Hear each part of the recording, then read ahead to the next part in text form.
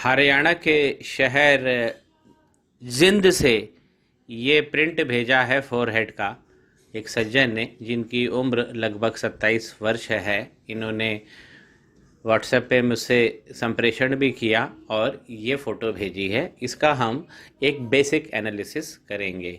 मित्रों, जो फोरहेड की लाइनें होती हैं उसको ज्योतिष में सुपर लाइनें कहा गया है। क्यों कहा गया है? क्योंकि आप नहीं चाहते हुए भी दूसरे के बारे में सब कुछ जान जाते हैं। उदाहरण स्वरूप, जैसे कोई अपने भविष्य जानना चाहता है या कुछ उपाय लेना चाहता है तो वो कुंडली लेकर आता है।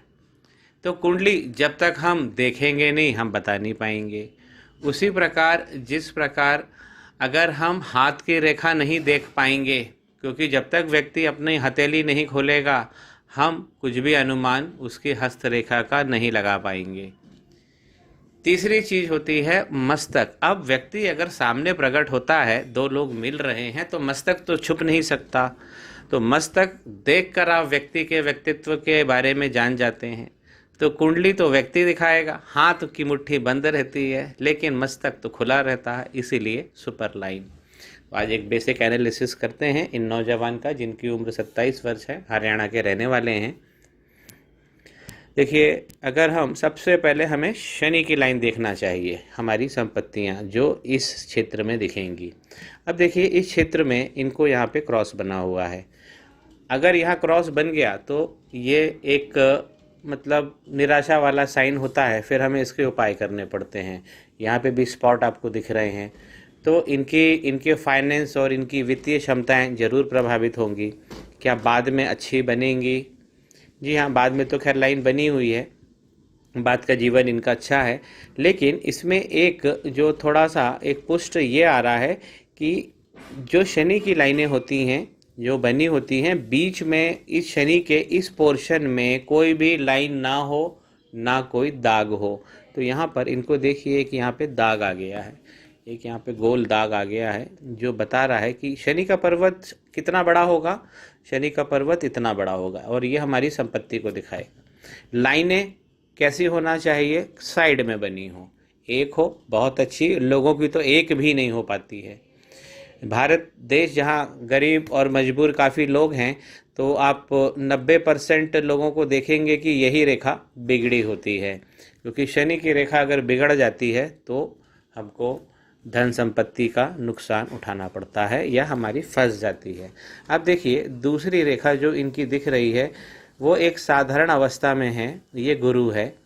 तो ये इनके ज्ञान और बुद्धि, जो ज्ञानत्व है उसका शिक्षा का स्तर भी बताती है। ये एक साधारण अवस्था में लाइन दिख रही है। तो इनकी जो शिक्षा का अगर हम बैकग्राउंड देखते हैं तो हमको वहाँ पे एक औसत नंबर ही इन जातक को मिल पाएंगे। दूसरा देखिए, ये है इनकी मंगल की लाइन। अब देखिए, ये व्यक्ति खेती बाड़ी से जुड़े हुए हैं, इसीलिए अब देखिए इनकी मंगल लाइन बहुत लंबी है। खेती बाड़ी से जुड़े हुए हों, पुलिस से जुड़े हों, आर्मी से जुड़े हों या पराक्रम का जो भी कुछ काम करते हों, तो ऐसे लोगों की मंगल रेखा बहुत अच्छी होती है। उसी प्रकार आप देखिए, यहाँ पे यव पड़ गया है, ये शुक्र की रेखा है।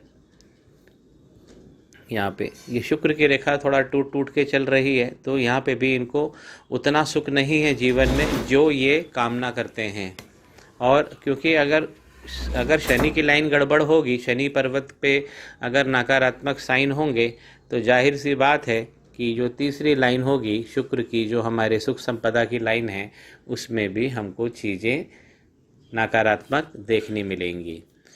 सूर्य देखिए, इनके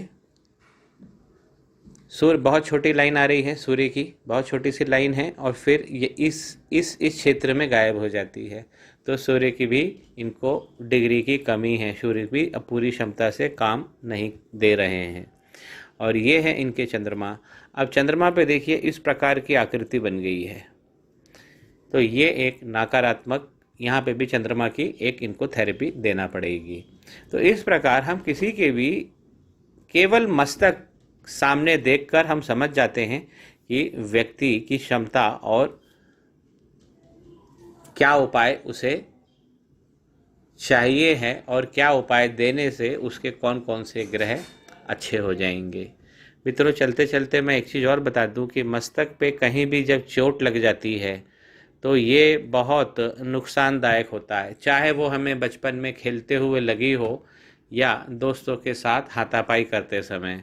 हमें अपना मस्तक बचा के रखना चाहिए। मस्तक जितना निश्चल होगा उतना जीवन अच्छा बनेगा। इनकी मैं बुद्ध की लाइन बताना भूल गया हूँ, जो बुद्धि की है। तो यहाँ इस एरिया में तो नहीं दिख रही है, लेकिन यहाँ पर आप देखिए, यहाँ पर एक लाइन है, लेकिन उस लाइन में भी एक यव पड़ा है। तो बुद्ध भी इनके वीक हैं। इस प्रकार हम मस्तक का एनालिसिस करते हैं मित्रों। और यदि जानकारी आपको पसंद आई हुई होगी मित्रों, तो चैनल को जरूर सब्सक्राइब करते जाइए। श्री गणेशाय नमः। माँ सरस्वती नमस्तुभ्यम।